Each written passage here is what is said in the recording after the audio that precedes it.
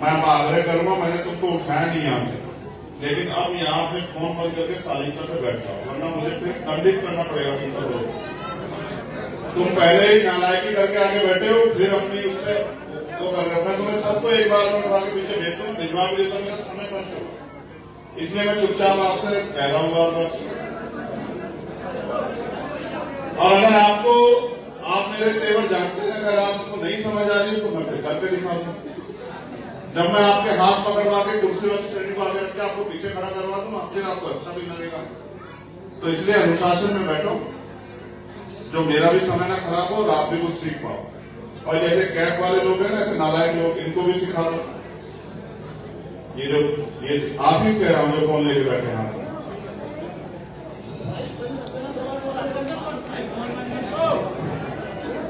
बहुत धन्यवाद। पुणे मीडिया के बंधुओं को भी बड़ा कष्ट हुआ, इसलिए कष्ट हुआ क्योंकि भाई हमारी नई पार्टी, हमारे नए नेता लोग हैं और धीरे धीरे वो सीख रहे हैं। 3 साल की हमारी पार्टी, धीरे धीरे वो सीख रहे हैं कि आपके लिए बैठने की व्यवस्था क्या करेंगे, तो फिर आपको कष्ट नहीं होगा। लेकिन आप ये समझो कोई मंच पे चढ़ यहाँ खड़े होकर थोड़ी बनाता है, थोड़ी दूरी बनाता है जैसे कि आदमी को देख मिला है। अब तो यहाँ पुलिस की मौजूदगी में मीडिया के लोग बन के गोली चला देते हैं लोग, आपने देखा। ये तो बहुत सस्ता काम हो गया। 500-400 रुपए का भोपू सा तैयार करो और कहीं जाके खड़े हो जाओ। तो ये व्यवहार तो मीडिया की तरफ से ठीक नहीं है। चलो आगे बढ़ते हैं।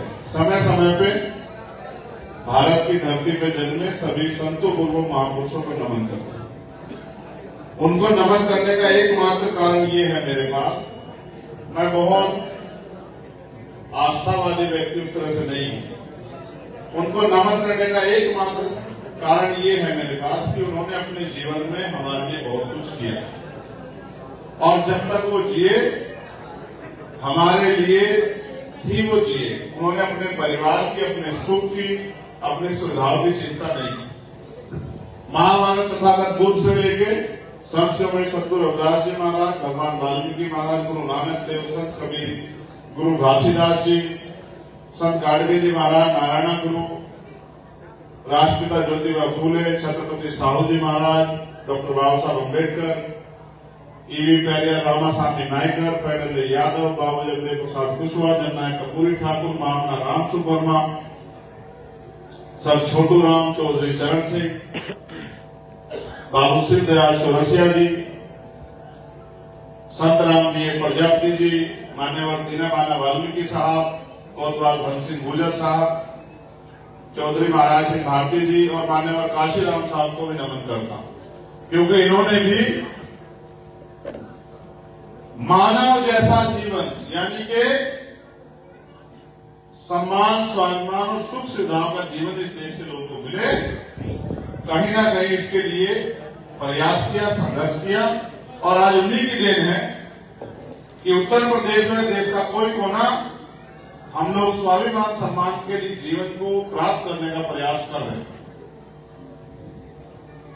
मैं देश के बहुत सारे कोनों में घूमता रहता हूं, कभी महाराष्ट्र में, कभी उड़ीसा में, कभी बंगाल में। अभी अभी हम लोग मध्य प्रदेश और राजस्थान में चुनाव लड़ा के लौटे हैं। मध्य प्रदेश और राजस्थान के जो चुनाव हैं, मध्य प्रदेश में भी हमारे लोगों ने अच्छा प्रयास किया और कई सीटें वो बहुत नजदीक से हारे। और राजस्थान में तो 10 से ज्यादा सीटें हम दूसरे और तीसरे नंबर पर रहे। और मुझे बिना किसी संकोच के मैं कहना चाहता हूं, आप आंकड़े उठाकर देख लेना, 2-3 सीटें ऐसी हैं जिसमें अगर बहुजन समाज पार्टी के लोग हमारा वोट नहीं काटते तो हम वो सीटें जीत जाते। जैसे राजस्थान की बानसूर पे हम 7,000 कुछ मतों से हारे, वहीं बसपा ने 11,000 मत लेके हमारे वोट काटने का काम किया और हमारा प्रत्याशी 50,000 से ज्यादा वोट लेके 7,000 मतों से हार गया। ऐसे ही रामगढ़ में हमें 74,000 से ज्यादा वोट मिले और बसपा प्रत्याशी वहां 1,000 वोट पे सिमट गए। ऐसे ही पे हमें 40,000 करीब वोट मिले और बसपा प्रत्याशी को 1200 करीब वोट मिले। वहीं मध्य प्रदेश की सेवड़ा पे हमें लगभग 30,000 वोट मिले और हमारा प्रत्याशी 11,000 वोट करके लगभग से हारा और बसपा का प्रत्याशी 12,000 वोट ले गया। ये राजस्थान और मध्य प्रदेश के कार्यकर्ताओं की मेहनत की वजह से हुआ। आप भी अपने यहां ऐसी मेहनत करोगे तो आपके बीच के लोगों को भी आगे बढ़ने का मौका मिलेगा। मैं ये समझता हूं जिस क्षेत्र में जैसी मेहनत होगी वैसे ही वहां से परिणाम आए। पिछली बार आपने भी अपने यहां पर एक जिला पंचायत का सदस्य जिता के आजाद समाज पार्टी का प्रतिनिधित्व यहां सुनिश्चित किया। उस काम को अब आपको आगे बढ़ाना है क्योंकि अब लोकसभा का चुनाव आ रहा है। आज ये जिला स्तरीय सम्मेलन इसलिए बुलाया गया कि जिले में जो लोग काम कर रहे हैं एक तो उनका मनोबल बढ़ जाए, दूसरा उनको भविष्य में क्या करना है उसके लिए दिशा निर्देश भी हो जाए। तीसरा, जहां उत्तर प्रदेश में सामंतवाद, पूंजीवाद का मिला जुला गठजोड़ चल रहा है, जहां जुर्म, जाति और दादागिरी हावी हो गई, जहां बहन बेटियां सुरक्षित नहीं है, गरीब की जमीन पे सावंतियों का और भाजपा के नेताओं की ऐसी निगाह है कि वो तो उसकी जमीन को छीन ले, दबा ले। उनके रोजगार साधनों पे भी ताकतवर लोगों की निगाह है। वहीं सरकारी नौकरी और रोजगार के अवसर उत्तर प्रदेश में लगभग खत्म हो गए। कोई भर्ती आती है तो पहले पेपर लीक हो जाता है, पेपर लीक के बाद आरक्षण की जो व्यवस्था धनी पिछड़े वर्गों के लोगों के लिए डॉक्टर बाबा साहब अम्बेडकर ने संविधान में की, उस व्यवस्था का भी सही पालन नहीं है। इसका परिणाम 69,000 शिक्षक भर्ती के बच्चे हैं जिनके लगभग 20,000 पद उत्तर प्रदेश की जातिवादी सरकार, भाजपा की सरकार ने छीनने का काम किया। उसके अलावा कल ही मेरे पास सूचना आई कि जो पटवारी की भर्ती हुई उसमें जो विकलांग बच्चे थे उनका जो कोटा था उसको भी सरकार ने पूरा नहीं किया। वो 188 बच्चों की पोस्ट खाली रख दी। वो लोग आंदोलन कर रहे हैं, उनमें से एक बच्चे ने आत्मदाह भी कर लिया। ऐसी भी सूचना मुझे प्राप्त हुई। उसके अलावा जो स्मारक बने हुए हैं उनके कर्मचारियों को तनख्वाह नहीं दे रहे हैं, और भी वेतन विसंगतियां हैं, और भी तमाम तरह की परेशानियां हैं, और चारों तरफ हाहाकार मचा है, लूट मचाई, हत्या, बलात्कार, ये आम बात हो गई। अब मैं ये समझता हूं जिस तरह से लोकतंत्र भारत में है, माननीय काशीराम साहब तो कहते थे कि ये लोकतंत्र नहीं है, ये धनतंत्र है। धनतंत्र का मतलब कि पैसे वाले लोग राज कर रहे हैं और मेहनत करने वाले लोग हक अधिकार से वंचित हैं। पैसे वाले लोग आगे बढ़ रहे हैं, पैसे वाले लोग राजनीति कर रहे हैं, पैसे वाले लोग तरक्की कर रहे हैं और गरीब कमजोर होता जा रहा है। चुनाव लड़ने के लिए लाखों करोड़ रुपए की जरूरत है। अब लोकसभा का चुनाव आएगा, आप देखना करोड़ों करोड़ रुपए खर्च होंगे, तो इस लोकतंत्र में जो पैसों के आधार पर चल रहा है, कोई गरीब का बेटा आगे नहीं बढ़ सकता। उनका एक प्रयास था कि ये राजनीतिक लोकतंत्र सामाजिक लोकतंत्र बने, क्योंकि डॉक्टर बाबा साहब अम्बेडकर ने भी संविधान को सौंपते हुए बात कही थी। आज भी हम लोकतंत्र, जो कि वास्तविकता में धनतंत्र और राजतंत्र की भूमिका में चला गया है, कि अगर कोई सवाल उठाता है उसको मुकदमा लगा दिया जाता है, कोई अन्याय खिलाफ आवाज उठाता है उसको जेल में टूट दिया जाता है, कोई सवाल उठाता है उसके घर पे बुलडोजर चल जाता है, आरोपी खुलेआम घूमते, निर्दोष लोग जेल काट रहे हैं। ऐसी भी तानाशाही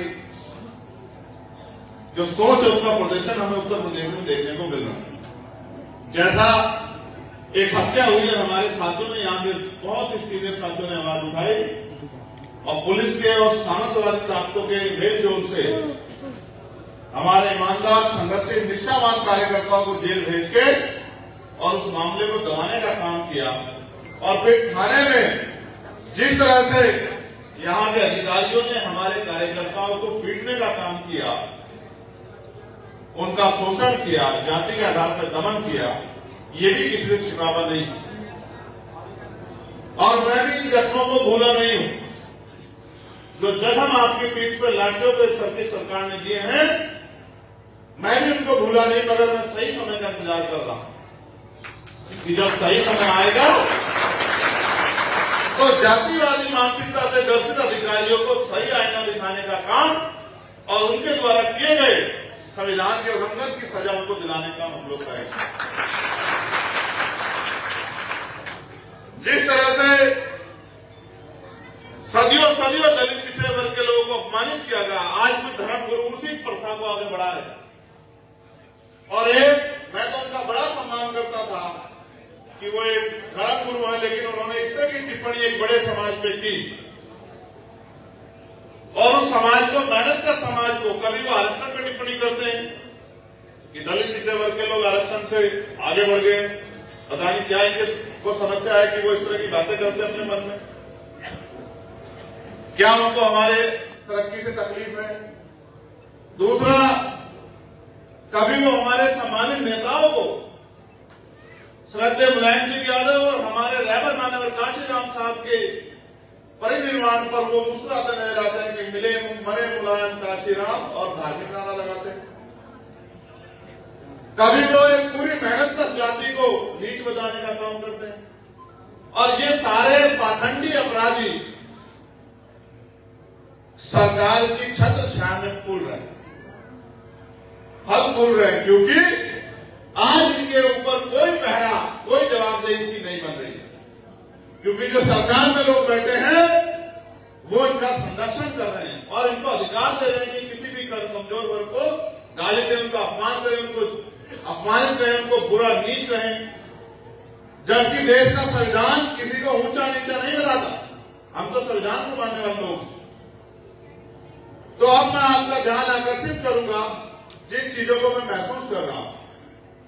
और मेरा मानना है कि मैं अपने भाइयों से, अपनी बहनों से, माओं से और जिम्मेदार लोगों से उम्मीद करूंगा कि उस बात को वो समझेंगे कि मैं किस पीड़ा का जिक्र कर रहा हूं। और मेरा विश्वास है जब भविष्य में मैं इटावा आऊंगा तो शायद अगली बार आपका जो प्रदर्शन होगा, चाहे वो सभा के रूप में हो, चाहे आपके कार्य के रूप में, वो ज्यादा उत्कृष्ट होगा, ज्यादा अच्छा होगा, ऐसा मेरा विश्वास है। जैसे अगर ये लोग पहले से समझदार जिम्मेदार होते तो यहां अनावश्यक भीड़ ना करते, पीछे रहते, तो अब इनको परेशानी का सामना नहीं करना पड़ता। अब ये कम जगह में, सब लोग तो ज्यादा है, जगह कम है, तो एक दूसरे से भिड़े भिड़े बैठे हैं, कहीं बैठा भी नहीं जा रहा होगा, किसी को सांस लेने में दिक्कत हो सकती है। मैं क्या करूं? अब इसमें मैं कुछ ज्यादा कर नहीं सकता हूं, क्योंकि ये व्यवस्था आपको स्वयं करनी है। ये अगर आप 1 घंटा पहले आते तो आराम से अच्छी कुर्सी आपको मिलती। जो लोग कई घंटे से बैठे इंतजार कर रहे हैं, उनका अधिकार बैठता है कि वो चेयर पर बैठे, और जो लोग बाहर घूम रहे थे भाई, उनको कुछ तो कठिनाइयों का सामना करना पड़ेगा। तो डॉक्टर बाबा साहब अम्बेडकर ने जब इस देश में संविधान सौंपा तो उनको एक शंका थी, एक भय था भविष्य को लेकर, और इसके लिए उन्होंने संविधान सभा में जो साथी थे उनसे कहा। अब क्या कहा, इस बात पे आप गौर करो। बाबा साहब अम्बेडकर ने कहा कि आज हम विरोधाभास की जिंदगी में कदम रख रहे हैं। कैसी जिंदगी में? विरोधाभास। आज हम, प्रभु मैं जितना सरकता हूं आप इधर को सरकाते हैं। मैं आपकी वजह से ये छोड़ के उधर चला गया। आप अपनी सुविधा को ध्यान में रखना, ऐसा मत करें। बस धन्यवाद। आप मेरी बात पे गौर करो। ये भी हमारे भाई हैं, इनको भी थोड़ा सा कहना पड़ता है, थोड़ा सा ये भी मदद कराते रहेंगे, सब ठीक रहेगा। तो मेरा कहना यह है, बाबा साहब ने कहा आज हम विरोधाभास की जिंदगी में कदम रख रहे हैं। कैसे?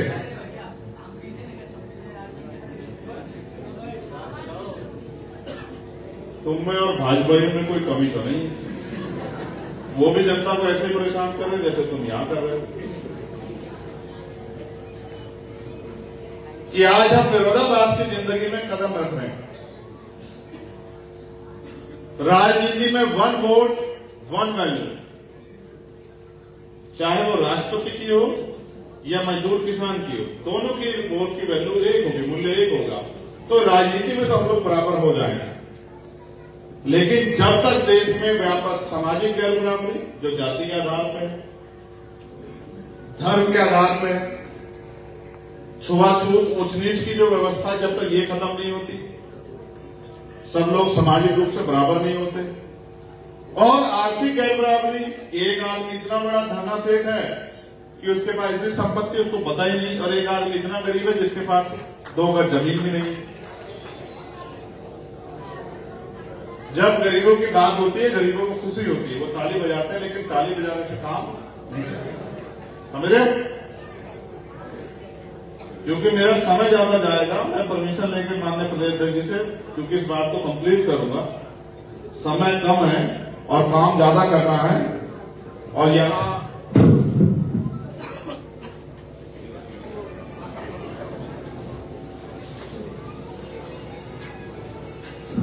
गर्मी भी काफी हो गई है, जबकि सर्दी का मौसम है। तो मैं कोशिश करूंगा कि सारी बात आपको कम समय में समझा दूं, और मैं चाहता हूं मानसिक रूप से आप तैयार हो।